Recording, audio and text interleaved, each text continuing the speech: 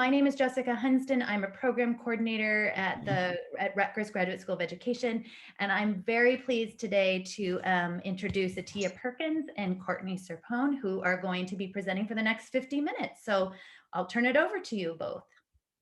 Thank you so much, Jessica. So Courtney and I are starting, and I am sharing. So I am Atia Perkins, and I am the secondary principal at Linden Public Schools. Our school is McManus Middle School.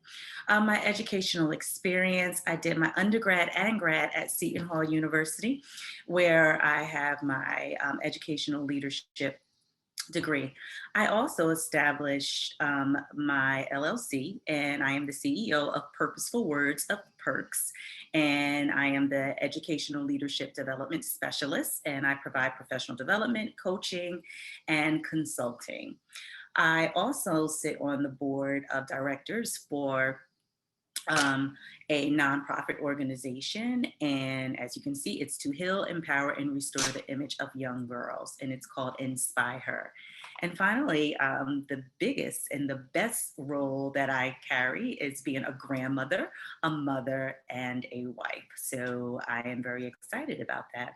A few years ago, a very influential speaker said that we should develop a hashtag. And so my signature hashtag that I go by is a determined goal chaser, because it pushes me to leap instead of the ordinary jump when it comes to igniting educational influencers to lead with confidence. And so that is my purpose for today. And I'll turn it over to Courtney. Hi, I am Courtney Serpone, and I am a vocal music teacher at McManus Middle School, and Atia is my principal. Most of my professional education is in the realm of music education, but I just recently completed the Summer Principals Academy at Teachers College, Columbia University for my Master of Education, which certified me to be a school principal, and I also am qualified to be a school superintendent. So I am looking to make the switch into administration.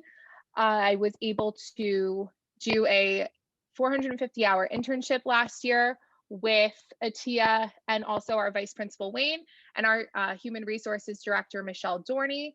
And it was really one of the most valuable experiences, was getting to work and be mentored by all of these wonderful educators. I have a quote that I really adore by Ruth Bader Ginsburg. And it is something, especially with being a music teacher, that really resonates with me. It's very talent-based, so I always try and take that and apply it to whatever I'm doing. I really do my best to work hard and work hard for children. All right, thank you, Courtney. So let's get right into this. I must say that I love becoming a storyteller. So I am very animated, and my goal is to continue to draw you all in, to ignite a desire within, to understand where we're going when we're talking about shifting narratives. So I'd like to start with giving everyone like that a familiar statement that we know, and it's you can bring the horse to the water, but you can't make the horse drink. So for those of you who had showed up today, thank you for choosing to come to our water. And so it is going to be your decision to drink what we have to say. But to ensure that we're quenching your thirst, I'd like to ask you to silently reflect on this statement. What is predictable is preventable. I'll say it again. What is predictable is preventable. So if you agree, just take a big gulp for us and to quench your thirst. And with that, we are going to continue our presentation, which is to shift the narrative, all right, in teacher recruitment and retention. And I'm very excited about this because today we are living in a time after post-George Floyd's death on TV and the impact it has had on our society, both positive and negatively. We hear a lot and we see a rise of trying to understand equity versus equality around the school system in regards to virtual learning. We also hear a lot when we talk about trying to ensure that we're addressing the social and emotional needs of our students. But for today, we're asking you to look beyond some of those common narratives of our educational themes and our culture.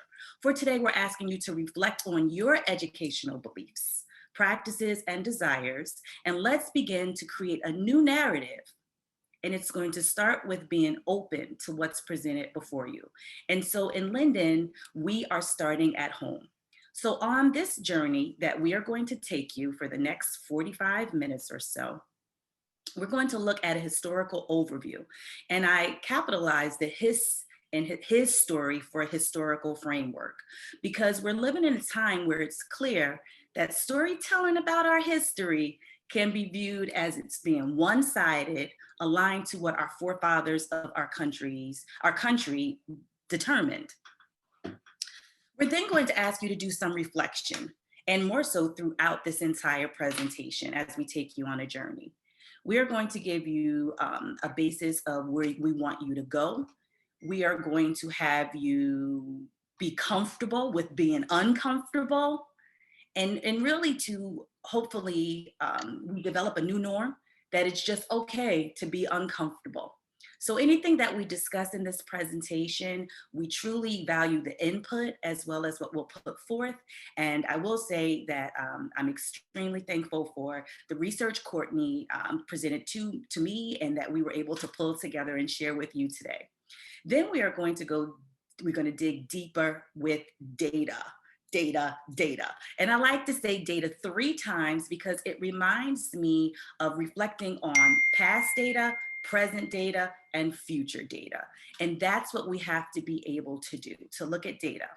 And then hopefully our journey will bring you to a climax where we're able to take a look at ourselves, and we're going to share our story.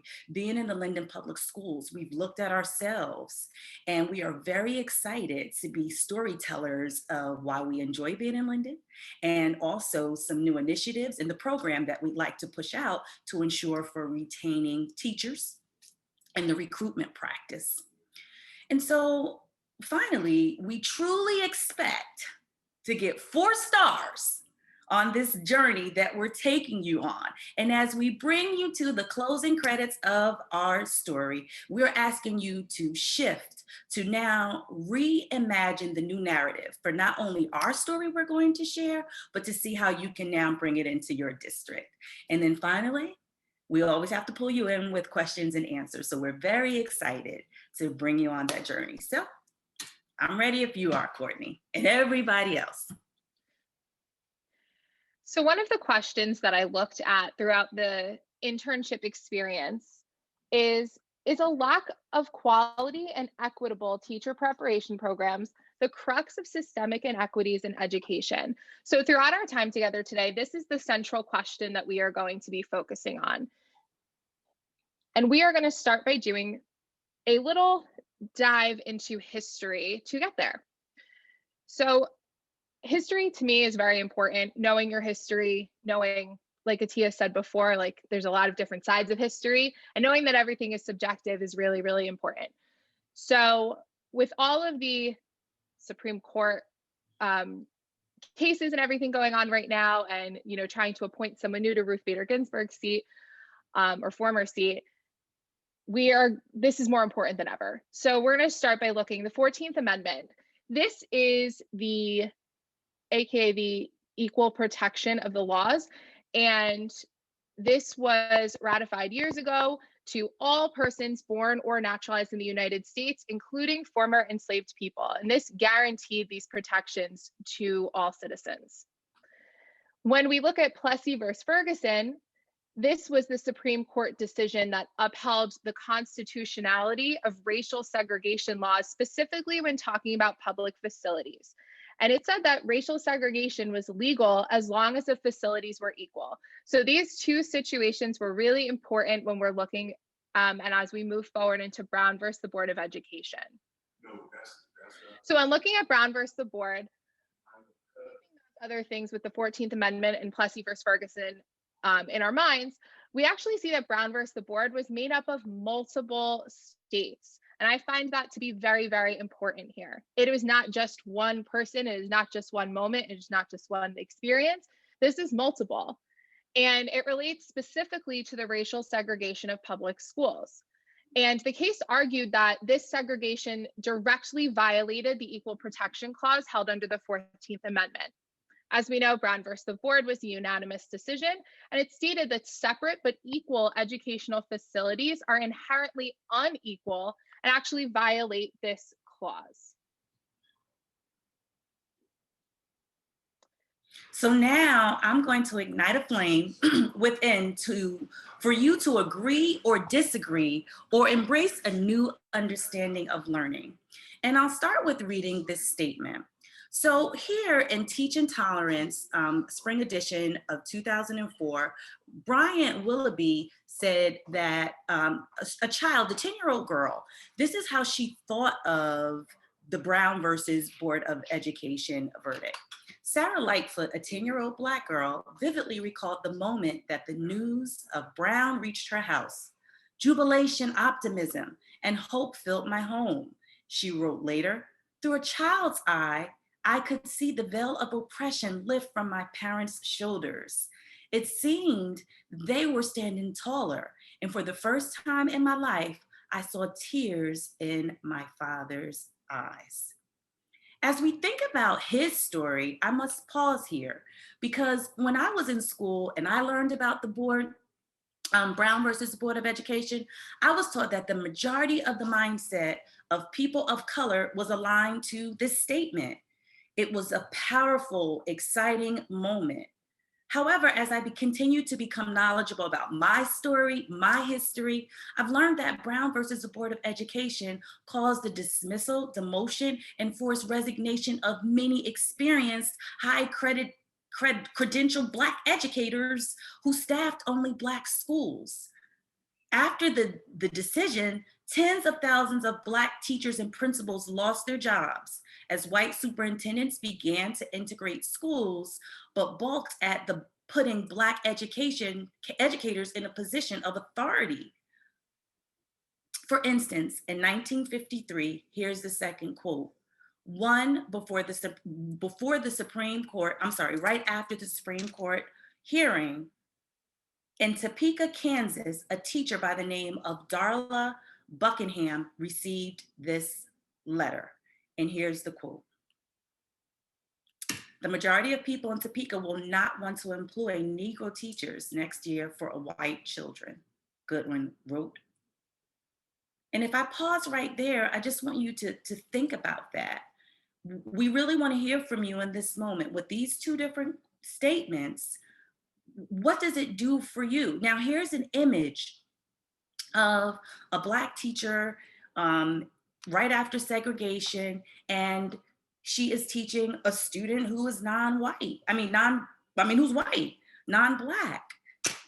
And if we were to go back into the 1950s, 60s, 70s, 80s, 90s to where we are today, is that the norm that we see in our schools? If so, why are we here now? So I want to bring it back to those two quotes, those two statements. Courtney, if you can just go back to the previous slide. We really just want to hear from you in the chat, or we can unmute you. But where do you fall in between these two quotes? Do you agree, disagree? Is this new knowledge, or it's just not important?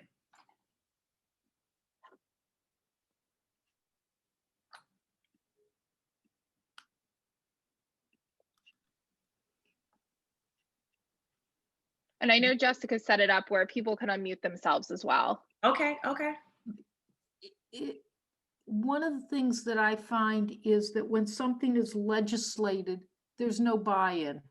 And I think that's exceptionally important. It's an important step, but it's not the sole answer. There has to be buy-in on both sides, both the, when I say both sides, that's a bad way to say it, but the intention, because I was alive during this time. I was in school during this time. And the intention was well-meaning, but the implementation was probably not well thought out. It was forced. And that resulted in the loss of Black teachers and the lack of understanding of who the students were and who the teachers were. Thank you. Anyone else? I think it's not good. I'm in the chat right now. Let me read what it says. So I'm wondering how else, if it wasn't legislated, how else would it occur? You know, like what? It's What not would the it legislation, integrate? it's the implementation of the legislation. It's the Right. understanding behind the intent, and we're still fighting it. But it also has developed a mindset, and as we're in this training right now to see exactly, and I see how you know, some are writing in the chat too that it's still current today, but we really have to be able to go back into history and see exactly. For me, as I'm thinking about this, like, wow, I've never was taught about how those that were experiencing this, the Black educators, felt about it. You know, and from the history, I mean, the research that I've done, I'm learning that, wow, you know, yes, they believed that it needed to be integrated, but there was a really big piece that it took away us having the rights, them having the rights of really feeding into that group that looked like them, that empowering those students behind them. And again, that's what a lot of the research is saying. And so thank you for the input. So I just wanted to read, I'm looking at a few more quotes, Courtney. I don't know if you were able to see any. Yeah, I'm seeing some in the chat right now. Okay.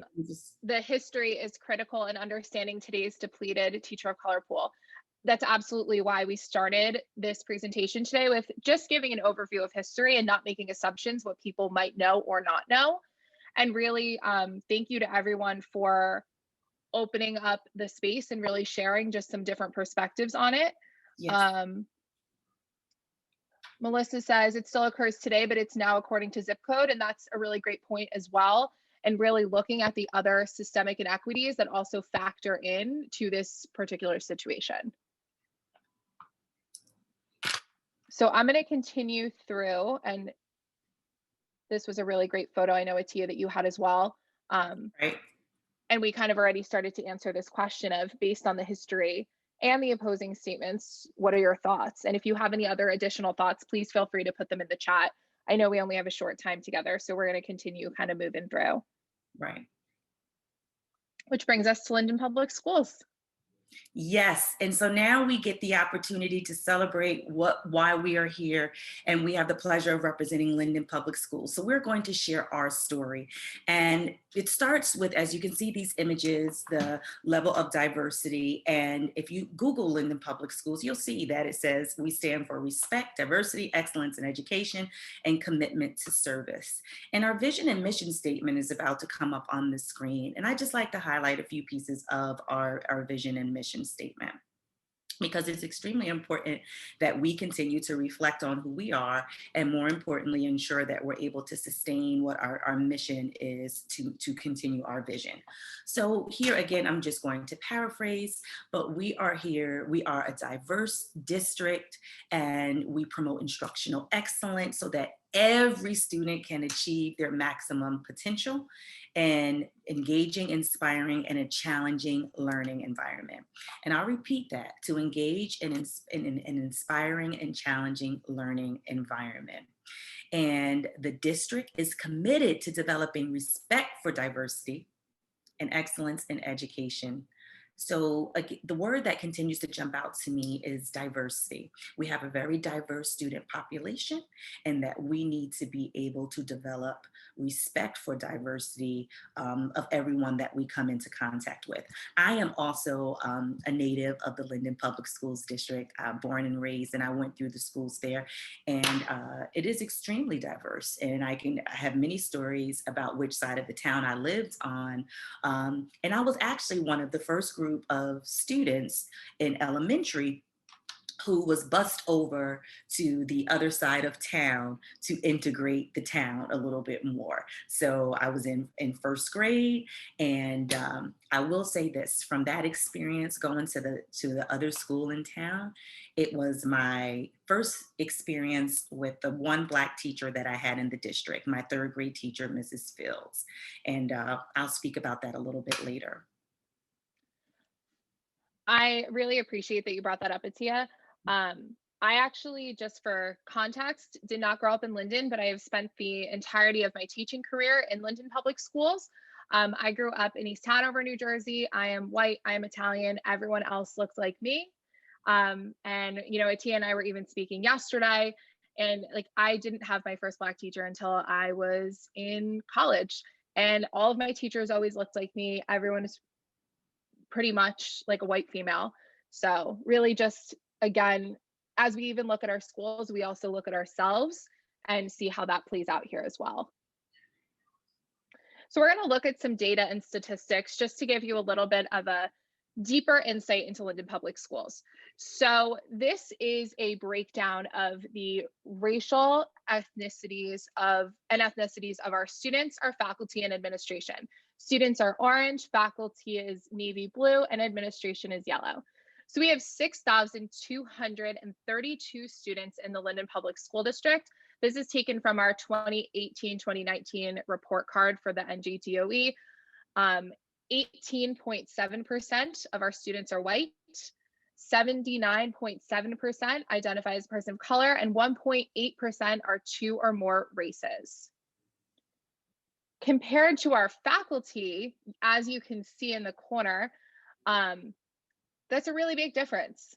Most of the faculty looks like me. We are 80.9% white with 19.1% people of color. And with our administration, out of 44, we have a 77.3% white administrative population and a 22.7% population of people of color. So as you can see, we kind of perpetuate what we're literally talking about right now. So we have students who do not look like the faculty, and the faculty that does not look like their students. And what does that look like, and what does that say, and how can we mitigate that? And that's really at the heart of this project is, you know, looking at that specifically and looking at our own statistics and realizing that as much as we're trying to help the problem, you know, we also perpetuate a little as well. So we're going to be putting you into breakout rooms, which I know that Jessica already has set up. So thank you so much. And we want you to talk about the following questions. Just off the bat, what did you notice about our statistics and what did you wonder? Does your classroom or school or district have any commonalities with ours, specifically in terms of demographics? If there was something from our mission and vision that maybe resonated with you, please feel free to speak about that as well, or any historical situations you feel like play out here. We're going to give you 5 minutes in a breakout room, and then we're going to come back and we're going to briefly discuss as well. So if Jessica wants to hit send on those, that would be great. In your breakout groups, can you just have someone speak for the entire group? So please speak about that. And we're just only going to ask like a recap, an overview. So we'll see you in a few minutes. Courtney, I'm remaining supposed to tell Jessica. Good for you. Oh, it's all right. We're all good.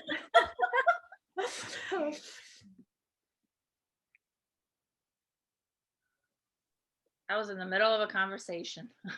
Well, talk about it. Good combo. I love it. I heard Janelle just put in the chat. So what we like for each group, I'm not sure how many groups were there, 4? That's correct. Yeah, or I think there were 3. I think there were 3 groups. Okay, so may a representative from each group just kind of share out a minute or so to, I'm looking at time and we will get into the climax of our story. So if you can just share out whatever you like. Well, I'll just go real quick. In our group, we are faculty members in teacher education programs. We were just discussing the difficulties of getting teacher education candidates of color into the program. You know, forget retaining them, we can't even get them. Talk about it. That is correct. And we're going to show, we have some like little nuggets too that we'll share out with what we believe of how to try and retain more teachers or recruit more teachers. Anyone else? You know, our group talked about the fact that having a diversified teacher workforce is not a silver bullet. It is not the only way in which education can address equity issues and issues of racism in our schools and the issues of segregation.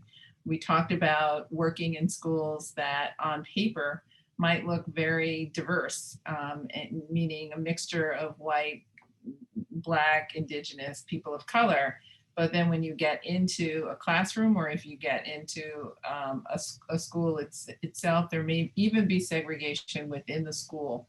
So diversifying the teacher workforce is a step in the right direction, but it does not address all of the issues of equity that we know our schools are facing. And regardless of the race or ethnicity of the teacher, we all have to be educated into how there may be systemic challenges and problems that are existent in the curriculum, in how we group children and youth, and how we address them in terms of their social, emotional needs. That is like it's, and Stacey, you're agreeing, taking the words out of my mouth. That is very well said. And Courtney and I, we talk about that all the time, because guess what? Courtney's white, I'm Black, and we share a lot of the same views because we have talked about implicit biases.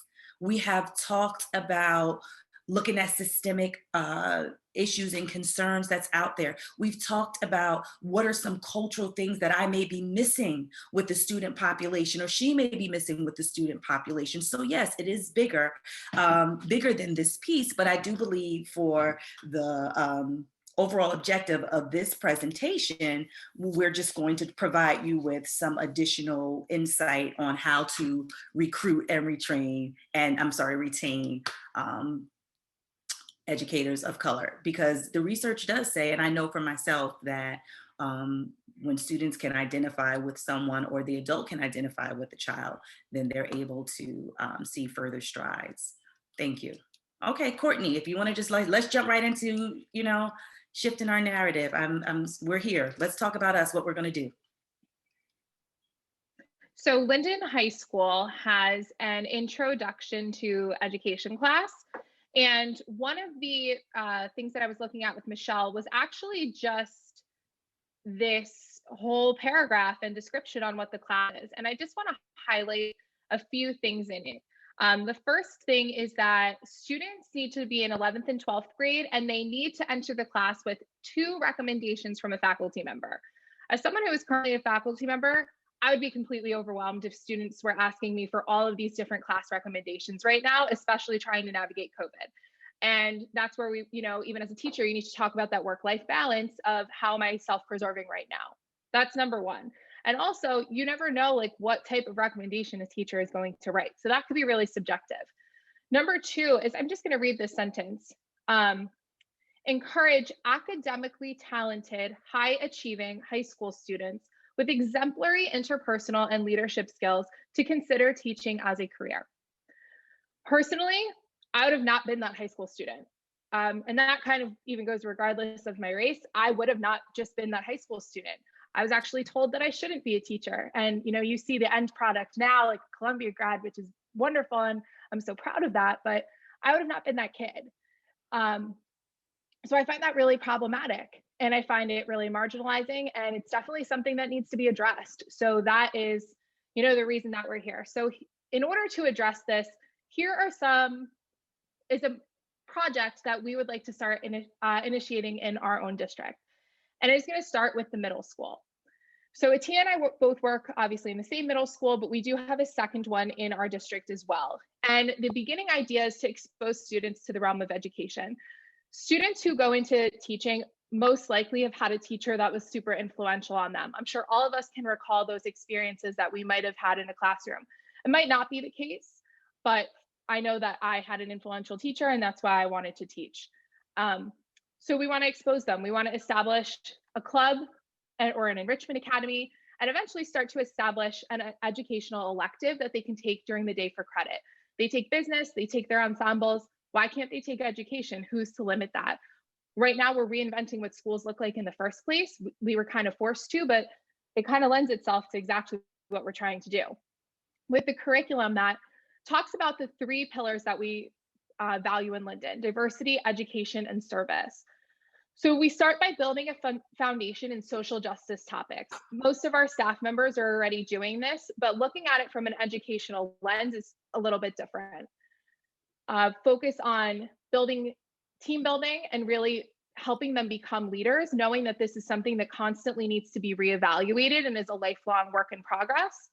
And, as we stated before, history is important. Have them look at the history of public education, have them identify these things for themselves, because I guarantee you most of them don't really even know. And really touching on service learning, implementing community outreach, giving back to local businesses, working with the Mayor's Youth Commission, interning with local businesses or in our elementary schools. And those expected results would be students who are beginning to develop an equitable lens and have an exposure for understanding these historical contexts and feel empowered and inspired to educate others to do the same. And like we said before, everything we're doing right now is reimagining. We are reimagining in the face of COVID. We are reimagining just what school looks like in general. And this Bell Hooks quote really leads it and lends itself to that. The classroom remains the most radical space of possibility in the academy. So if we start bringing these lessons and these ideologies to students at a younger age, they're going to take it and run with it. Kids want to do that. So really just using the classroom as that platform. As we're looking at time, we have the slide is on what we can do on the high school level and then undergraduate and then additional. So we're going to just go through this quickly. So the idea for the high school students is to continue to look at the curriculum and to revise that course guide to align to our mission and vision statement. We want to give students a voice. We want to start surveying them to see exactly what's meaningful to them. Why aren't they applying? So once you can hear from students, that can kind of help shift how else we can get them to think deeper with being in an educational class. Those middle school students, to carry them over, if we're able to start with those electives and enrichment academies, as well as just clubs around educational idea of becoming a teacher to teach others, then we are ensuring that, again, they have a voice to offer leadership qualities. Create mentors. Why not have these students become teacher assistants within the program to help? And then also the vertical articulation. Those high school students can now give back more to the middle school. Right now, the high school students go into the elementary schools for 5 hours, and they shadow a teacher, and they get to select that, and that's kind of it. So we want to empower them more.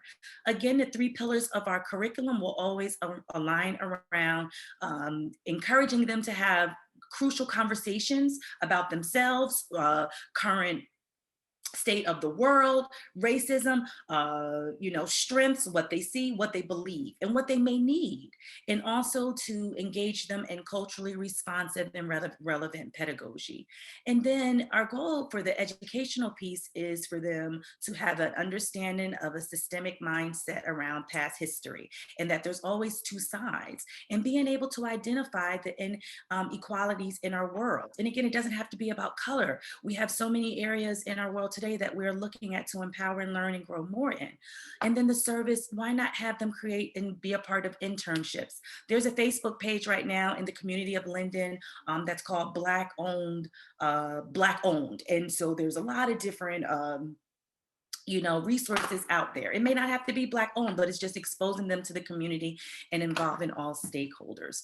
And the ultimate goal is for these students really to now go into the college realm, right? And be the college course. And then also to develop a critical consciousness around racial identity, starting with themselves. Obviously, we know we don't have a lot of jurisdiction over what happens in an undergraduate program, but a lot of the times these student teachers are coming back into our district. So we really want to make sure that we establish these partnerships and really make sure that we're all on the same page with what we value in mentoring. Obviously, there's a lot that goes into that. We know that. We're very idealistic here. So I'm just I know we're running out of time, so I'm just gonna briefly touch on the mentorship, making sure that we're giving constructed feedback, and really kind of building an understanding that, students can enter the program because, they are academically gifted or they do have great pedagogical skills, but if they're not going to be equitable in their classrooms, it's okay that they don't eventually go into a classroom. There's a lot of other areas that they can maybe take that lens and use. So really looking at like the quality of what we actually want to see in that end result. So I'm just going to highlight those two pieces. Obviously, there's a lot more here, but we are out of time. So I think we're just going to have to wrap it on up. So briefly looking at recruitment. Atia, do you want to talk about recruitment really quick? Yes, I'll just go into some possible things. If we're able to recruit teachers by maybe communicating with HBCUs, your guidance counselors on a high school level, or even your human resources, like what's being offered in HBCUs that's not being offered in colleges. We have a lot of students from Keene University and the College of New Jersey, but just more so like where is the population, where is the teaching force out there? Again, competitive salary is extremely important. When we looked at the statistics too, most of 70% of Black teachers are working in poverty-stricken areas compared to 1% working in a suburban area. So they're not staying in the workforce, A, because they become burnt out, or the salary, or just multiple reasons. So to make it a competitive salary, a big piece that I thought was so important is tap into those teachers' desires to see what they believe is important besides just test scores. And then yes, it's someone's asking, are you going to be able to get the presentation? It is recorded, so that will be coming. But Courtney, let's just go to retention. We're kind of at our last slide. And so I kind of said those statistics, but it's extremely important that when we provide teachers an opportunity to feel welcome and valued as their true authentic self, then they are more likely to want to continue and give back and do more. And again, if we're keeping those, think about that student who was exposed in middle school to high school to undergrad, and now come back and they know that service learning, you know, they gave back to the community. Now they can give back more through the students in the school to impact the generation. Then we're able to continue to increase the model and the mold. Because I will say this, there's so many reasons that we can dive into. It may not be about color, but the biggest piece is if you don't believe in those in front of you because of implicit, explicit biases, then we're not going to be able to be our full, true, authentic self, and we're not going to be able to continue to educate and carry on this role of empowering our educators, our students. And so finally, the ultimate goal is so that we want to struggle together to create schools, because we believe, this is a quote from Bettina Love, right? And so I'll just read it out. We must struggle to create together to create the schools we are taught to believe are impossible. Schools built on justice, love, joy, and anti-racism. So if I bring it back to the beginning and I ask that one question, and then we can, if you have any questions for us, please, I just wanted to know if you believed that anything that's considered impossible, can it be prevented? So Courtney? And this is another quote that we just really resonated with. Ensuring greater numbers of teachers of color in all schools has the potential to disconform the unconscious stereotypes about intellectual capacity of people of color in general, and about teachers of color more specifically. So we just wanted to leave you with those few words. If anyone has any questions, if you want to stay on and you don't have to go, we will absolutely be here to answer them. And if you're looking for our contact information or would like a copy of anything we did today, please just feel free to reach out and we would love to speak to you. And I just want to clarify. Thank you so much. Yes, beginning. What is predictable is preventable. So you can predict the outcome and you can prevent it. It's what you believe. So thank you. We love the feedback that's out there.